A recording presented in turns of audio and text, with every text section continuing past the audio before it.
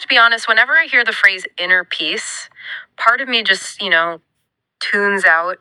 It feels a little soft, like something you'd find on a throw pillow, not something for the real world. I get that. But the sources we're looking at today are anything but soft. We're digging into the Thai forest tradition. Right. And that is arguably one of the most rigorous Buddhist lineages out there. These masters lived in the wilderness. It wasn't about relaxation. It was about mental survival. And we've got teachings from three heavyweights today. Lompu Bain, Freyjan Chachawal, and Fra Ajahn Chetam. Yeah. So our mission is to unpack their sort of three pillars of practice. Let's start with Luangpu Ben. He talks about the breath. And I'll admit, my first thought was, okay, I can get focus on the breath from my watch. And that's exactly the misconception he's targeting. He isn't talking about breathing to lower your heart rate. Okay. He's talking about anchoring your entire sense of awareness, your feeling, exclusively with the breath. But why? What does just staring at my breath actually do? He says it's the direct method to eliminate delusion. Delusion, that's a strong word. It is. Think about it. That mental fog we live in, it needs fuel, right? It feeds on the past, the future, anxieties. By locking the mind onto the feeling of the breath right now, you are literally cutting off the fuel supply. You're not relaxing. You're starving your delusions. So it's less of a spa day and more of a siege. You're cutting the supply lines. That's a perfect way to put it. Okay, that makes sense.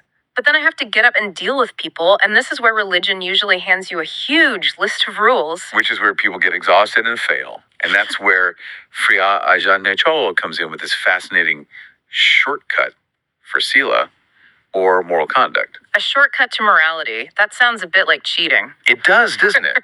But his argument is all about structure. He says, don't stress over all the rules. Just do one thing. And that is? Guard mindfulness. Just look after your sati, your awareness. I'm a little skeptical. How does just being mindful stop me from, snapping at someone? It feels too simple. Because you can't actually do harm without a lapse in that awareness. Malice needs you to forget yourself for a split second. Okay. He's saying if that light of mindfulness is truly on, the cockroaches can't scatter.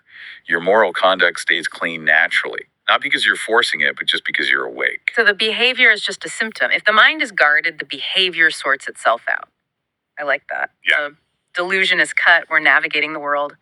But what about the big one? The clinging, the suffering. And that brings us to Phra Ajahn Chetam. This is the deep end. This is wisdom. He talks about the mind, seeing the mind. It sounds very abstract. What am I actually supposed to be looking at? You're looking through the cycle. He says to put mindfulness right at the heart and just watch the arising and passing away.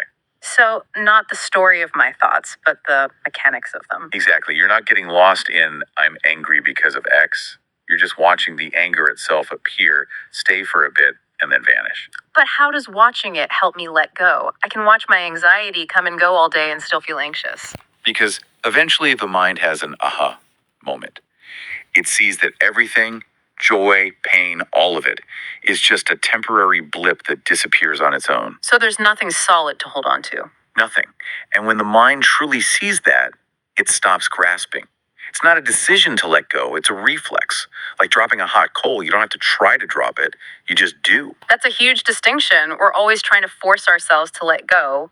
He's saying it just happens to you when you see clearly. It's the natural result of the practice. So it's a clear progression then. Use the breath to starve the noise. Use mindfulness to automate your conduct. And then watch the mind cycles to trigger that reflex of letting go. That's the path in a nutshell. It really shifts things from trying to be good to just seeing what's actually there. Before we wrap, I want to leave you with a question that came up for me. If the mind eventually learns to let go of everything it sees, everything that arises and passes away, what's left when the letting go is finished? That is the ultimate question. Thanks for deep diving with us. We'll see you next time.